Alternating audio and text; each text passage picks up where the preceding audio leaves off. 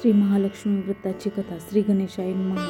श्री लक्ष्मीची कृपा आपल्यावर व्हावी, तिने आपल्या घरात सतत वास करावा, पैसा, शांती, समाधान घरात नांदावे म्हणून श्री महालक्ष्मीचे व्रत करतात.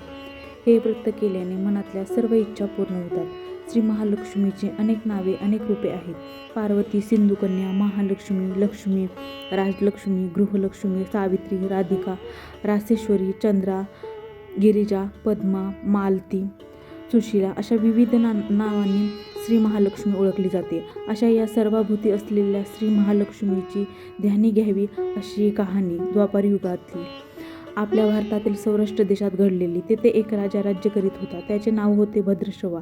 तो शूर होता, दयाळू होता, प्रजादक्ष होता.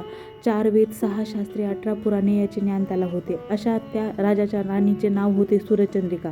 राणी रूपानं सुंदर होती, सुलक्षणी होती, पतिनिष्ठ होती. त्यांना एकूण 8 अपत्ये होती, 7 पुत्र आणि त्यांच्यानंतर झालेली एक कन्या. राजा राणीने कन्येचे नाव शांबाला ठेवले होते. एकदा देवीच्या मनात आलं राणीला भेटावं, आपण राजाच्या राजप्रसादी राहावे, त्याने राजा आणखी सुखी होईल, प्रजेलाही तो आणखी सुख देईल. गरिबाकडे राहिले तर सगळ्या संपत्तीचा तो एकटाच उपभोग घेईल. म्हणून देवीने एका म्हातारीचे रूप घेतले, फाटके वस्त्र लिहिले, आधारासाठी